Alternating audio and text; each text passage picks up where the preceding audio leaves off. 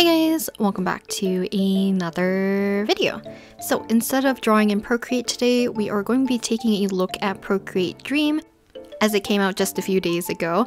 So here is kind of the gallery, and you can see that I already have a sketch or a simple little frame by frame little animation of Ike Eveland.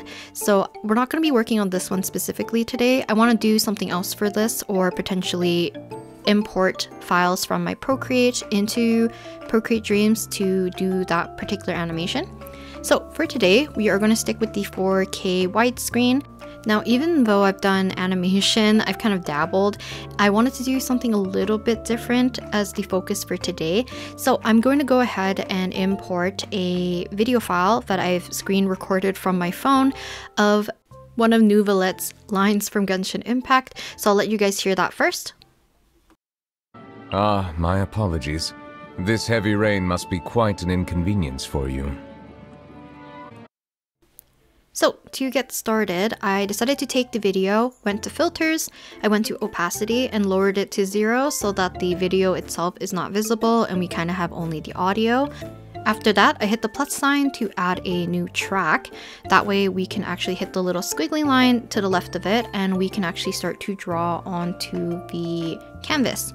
So after that is selected, I'm going to pull down my timeline, and you can see that it reveals more space for your drawing or sketching, but also this little box that says flip book. And this is how you can actually do frame by frame animations. So I'm going to go ahead and also show you guys how to import brushes from Procreate so that you can use similar tools from Procreate into your Procreate Dreams. So what you're going to do is open kind of split view. And you can see that your imported brushes will be at the very bottom. I already done so. But to import brushes, what you're going to do is open your brushes on Procreate first, click and drag and drop it onto the flipbook area or your canvas, and that way you can just import your brushes like that. It's very simple, and this way you can use kind of familiar brushes and tools that you're used to kind of continue with the actual drawing process or coloring process in your animation. So after that, I went ahead and started to kind of treat this more like a frame by frame animation. I should also show you guys that there is onion skin. So all you have to do is hit the little timer at the very bottom and you can pull up more options. So you can also show more onion skins and change the colors for your previous and your future frames. But I also wanted to preface this video with saying that I am very much a person who does not do animation a lot. So I'll leave a bunch of links in the description to a bunch of videos that help with navigating this program alongside with the insight into, I guess, animation themselves. So you can use that if you would like. To kind of get back into your timeline, you can go ahead and select the little flip book and kind of like smash it down to the bottom of the screen, and you can reveal your timeline, or you can click done at the very top and that will also reveal the timeline. So I went ahead and did a little bit of frame by frame for the background or the first scene of my animation, which is kind of, I just wanted like a general view of probably just the background so we can show rain falling before we introduce Neuvillette's lines or Neuvillette himself into the actual animation. So for the frames, what I did was I went into Flipbook and I did not really care about the timing or the duration of each frame at this point. So I'm just gonna animate the different movements that I want.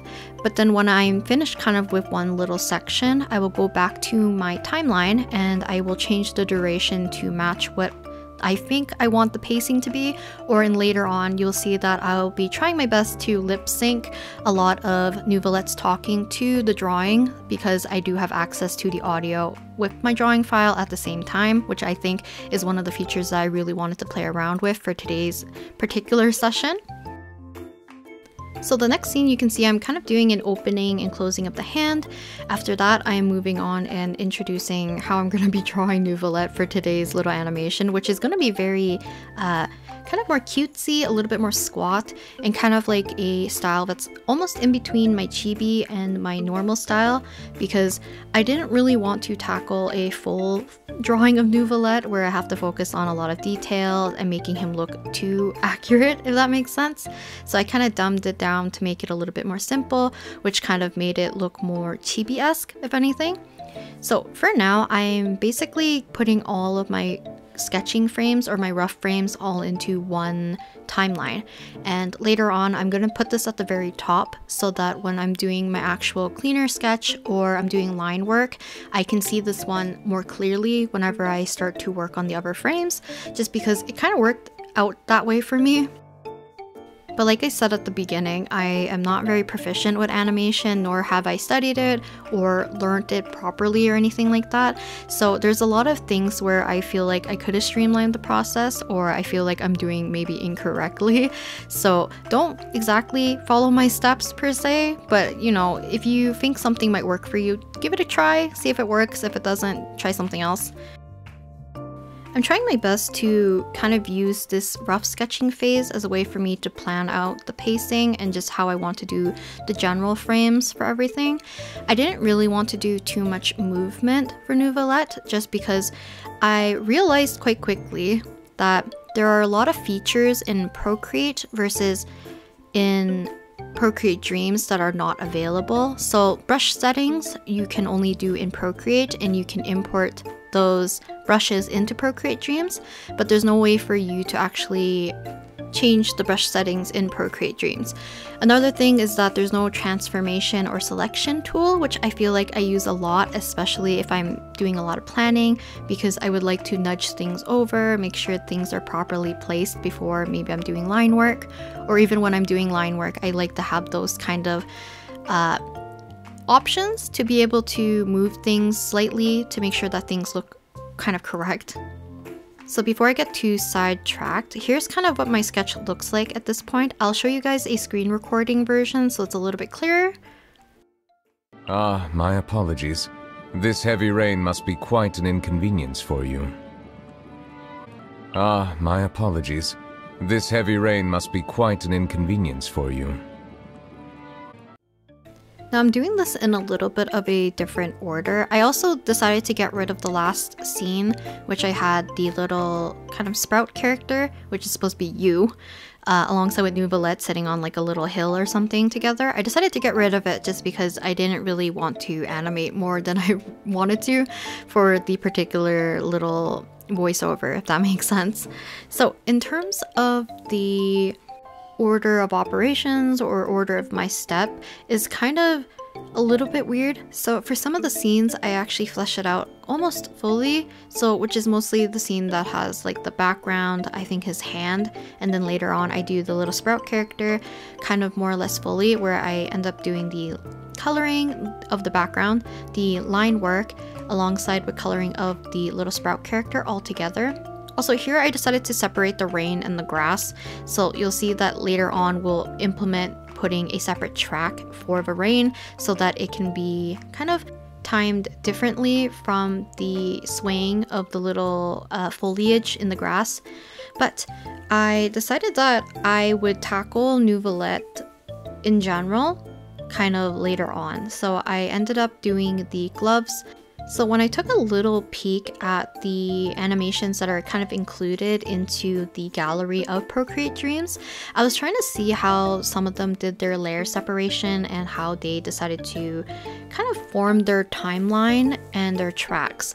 So I think this might be correct. You would do your line work and your coloring on separate tracks, so it makes it a little bit easier, because the layer management for, let's say, your flip book, you can't really reorganize them, so it makes it a little bit difficult to kind of like finagle with the layers a little bit in that sense. Like if you want to layer clip highlights to your colored image or your colored still, you would need to make a new track, and then you can clip that track to the track below and you can add highlights that way. You can also add different filters to it, so you can make it do add or multiply or whatever you want, overlay, and apply color that way as well.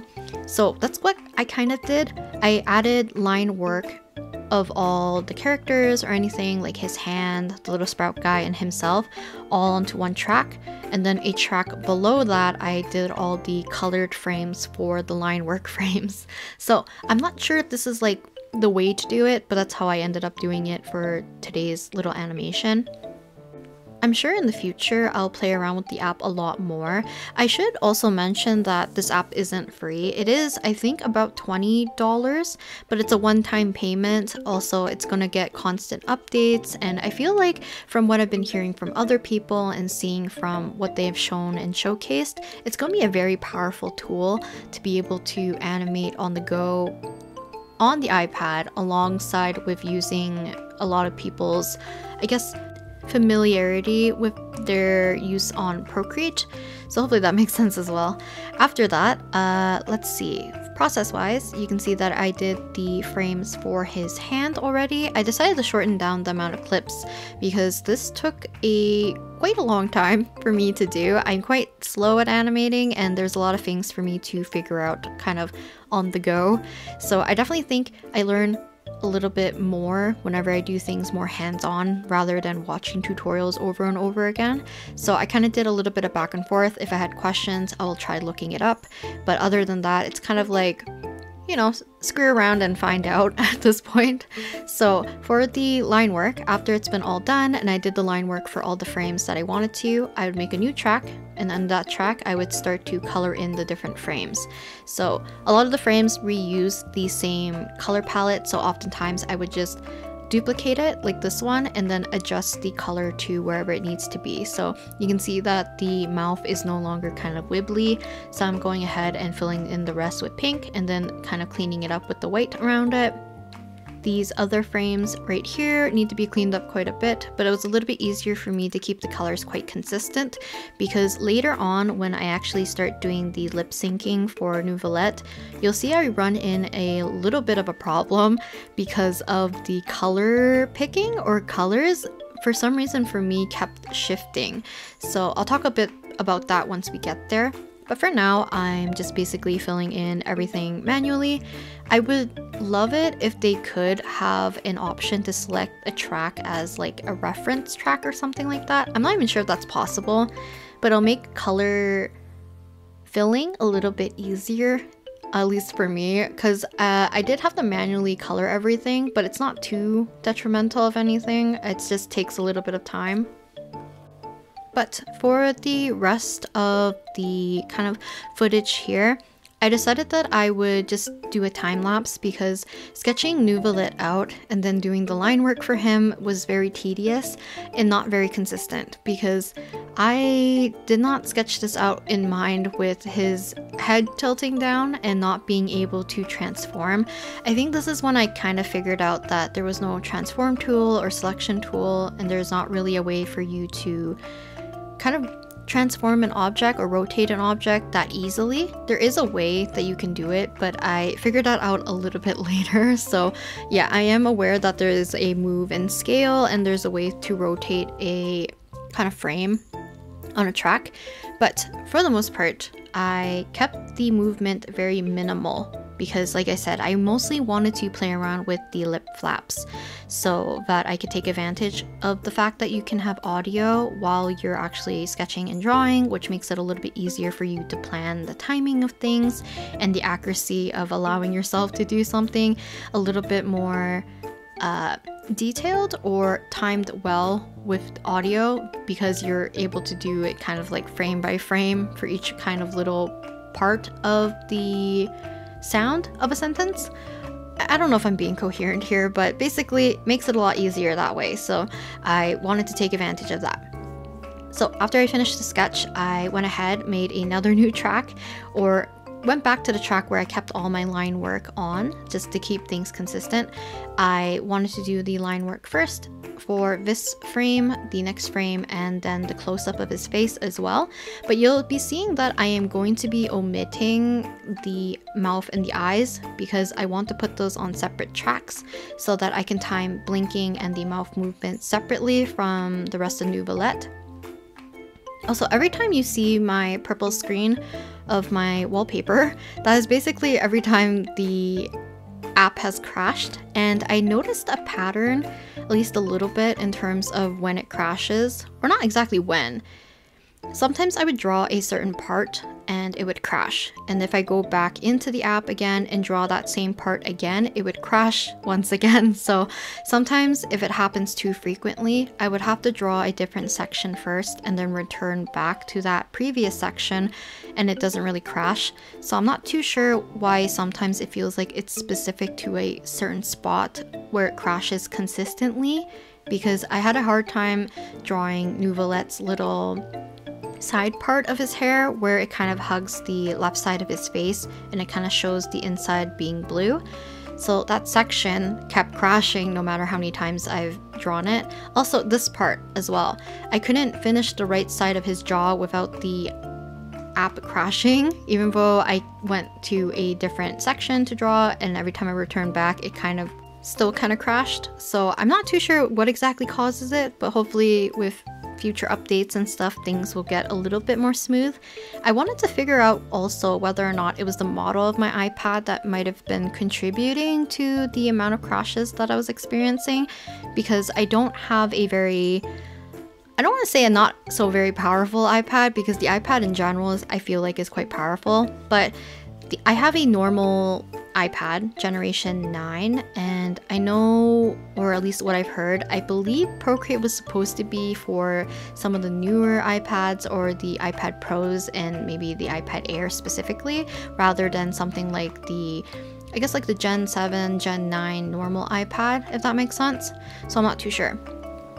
But quickly back to the process, you can see that I'm also using the flipbook to kind of do his eye opening and eye closing animation for his eyes. But the problem I ran into is that I needed to reposition parts of it, so I did end up doing that with the move and scale tool. But for this one, I'm also taking advantage of the move and scale, and I'm able to rotate his eyes to accurately depict his head moving down without having to redraw the frames. So what I did was I grouped the first set of the set of eyes that I drew for him facing kind of to the side. I duplicated it, and then after I duplicated it, I would select a group again, go to the move and scale, and pull up the other options which allow you to horizontally, vertically move your object as well as to rotate. So that way I can retain the lines and the colors to be the same, like literally the exact same, except for it's just diagonally moved downwards, so that, you know, things are a lot more consistent that way. So after I finish coloring, I'll show you guys what I have with the lip syncing so far. This heavy rain must be quite an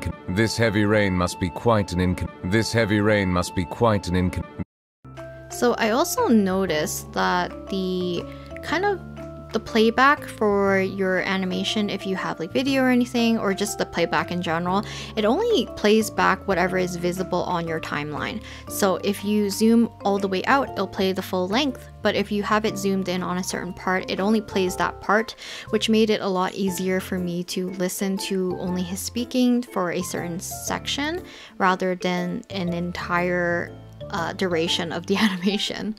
So this is where I'm kind of positioning his mouth a little bit for when his head turns down, I guess.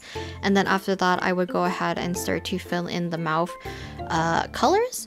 And this is when I start to realize that for some reason, even if I'm selecting colors kind of from my history, the colors are going to slightly start to get more and more saturated every time I go back to that little color swatch. So you can see it's kind of a pale pink and a fairly kind of mid-tone-ish, or not mid-tone-ish, like kind of vibrant red, but it's not like full intensity red. So I'm just gonna go ahead and start to fill in the rest of his mouth. But you can see that the next frame that has his mouth completely open again, I go ahead back into my little color circle thing, and then I will select from my history, and slowly but surely it will get more and more saturated for some reason. I'm not too sure why. I think it would have been better for me to be consistent with my coloring. So if I'm coloring the tongue of his mouth, I would color every frame that had the tongue. So maybe that way the color wouldn't start to gain saturation for whatever reason. And then if I want to switch colors, I would have to do all the colors in one sitting. So then that way the colors just don't start changing randomly. because at this point we have a fairly saturated pink and the red is almost at full saturation, or at this point it is at full saturation. So I did find that a little odd. I also noticed that if you're ever color picking in Procreate Dream, I feel like there's an offset, which is kind of throwing me off. I'm usually used to wherever you place your finger onto the canvas is pretty much where it's going to select the color from, but for some reason it seems like it selects slightly above, so initial press down of your finger to color pick is usually not the accurate color. Depending on how big your color surface is where you're selecting from. I'm not too sure if I'm just like losing my mind or if I'm remembering incorrectly, but it seems like that might be the case. So for the rest of the mouth, I decided to kind of like stretch the duration for certain parts of the mouth so I could match the line work to the colors, or the colors to the line work. So some of the frames I needed to extend longer just because they, you know, spend a little bit longer before they change to a different look or a different frame. And this is kind of what it looks like at this point. Sorry that you won't be able to hear the audio. I'll put the audio versions, I think, near the end so you can actually hear the lip syncing, because I didn't want to keep shoving random pieces of audio and you hearing Neuvillette's line over and over again. But here is the last kind of set of mouth frames that I have. But you can see that the pink and the red are almost at full saturation, if not are at full saturation, which is a little strange. And at this point I was thinking like, oh, maybe I'm seeing incorrectly, so I decided to continue filling it in as is, but later on I will change it so that it's more accurately colored, because I don't want his mouth to be those really super saturated colors that are very, very, very, very unnatural. So I will later on go ahead and change that. Not only that, I feel like it's just a little bit unsettling if a person's mouth, like the inside of their mouth, is like completely saturated red. So it just felt a little bit off. So I went ahead and started to color pick again and try to figure out which layers had more accurate colors. You can see that it's still slightly changing as I'm coloring, and I didn't really notice at this point that even the new color that I'm selecting started to change quite a bit. So yeah, I decided to change it at the very end, so hopefully it's a little bit more consistent. But after that, I went ahead and started to time the mouth once again so that things are a little bit more accurate with the colors to the lines. And this way I can also make sure that when I'm listening to the audio, things are sounding more or less correct. I am not the most proficient at doing mouth flaps. If anything, I used to do them super simple with just opening and closing the mouth, or like making the E and A noise rather than adding, I guess, like a B or a V kind of mouth shape. But I tried my best to do a variety so it kind of felt a little bit more natural when he was speaking. But last but not least, I wanted to include rain for the entirety of the animation, but I didn't want to have it timed with each frame, so I decided to make a new track. And I wanted to take a little bit of an advantage of the fact that in filters you can actually use Gaussian blur. So I'm not going to be using it for the first few scenes. I think the first two scenes I don't, because I wanted the rain to look kind of more thin and a little bit more I don't know, visible in that sense. So similar to how I did the other parts of the animation, I did everything more or less during like the flipbook phase, and then after the animation is kind of placed, I would go ahead, pull up the timeline, and then I would set the duration to however long I wanted it to be. After that, I would group them together so that if I do need to manipulate them in any way, it will be easier for me to manipulate them as a group. So the next frame that I'm doing the rain on is just going to be the same process, and I'm just going to speed through this as it's kind of the similar procedure as the first scene. But once we get to the scenes with Neuvillette, I will change it because I don't want the rain to be in full focus, which is where I'm going to be actually taking advantage of the Gaussian blur, and we can actually apply that to the entirety of a group, which is kind of nice. So you can see that I'm going ahead setting the duration. I'm also changing the order if I need to. I group them together, and then it makes it a little bit easier for me to manage. So this is the actual scene where we're gonna start to play around with the Gaussian blur a little bit more. So I'm going ahead and starting to kind of arrange my frames. I should have probably also mentioned there's a bunch of different features in Procreate Dreams that I actually really didn't take advantage of, nor did I really dabble in it. I know there's like a motion recording, I guess. I don't know how to explain it, but it can record your movement of your object, of you directly kind of moving it on your screen rather than doing it frame by frame. One day when I kind of play around with the app a little bit more, maybe I'll tackle that. But for the rain, like I said, I selected the entire group and I went ahead and kind of selected filter, we selected Gaussian blur, and we kind of have this blurry rain effect over top of the animation, which I think kind of looks cute. But last but not least, I want to show you guys also the animation alongside with my kind of timeline and the tracks, because I have quite a few tracks here just to kind of make sure that certain objects were a little bit more free in terms of being able to animate them separately from other objects, which this is what I really like about this app as well, is that even if you're doing like frame by frame, you can definitely separate things differently so that you can have multiple things moving at the same time. Okay, so I'll tackle this one of Ike eventually in Procreate and import those frames back into Procreate Dreams another time. So I'll show you guys the finished animation at the very end. So hopefully you guys enjoyed today's video, and I'll talk to you guys next time in the next video. Bye! Ah, my apologies. This heavy rain must be quite an inconvenience for you. Ah, my apologies. This heavy rain must be quite an inconvenience for you. Ah, my apologies. This heavy rain must be quite an inconvenience for you. Ah, my apologies. This heavy rain must be quite an inconvenience for you. Ah, my apologies. This heavy rain must be quite an inconvenience for you.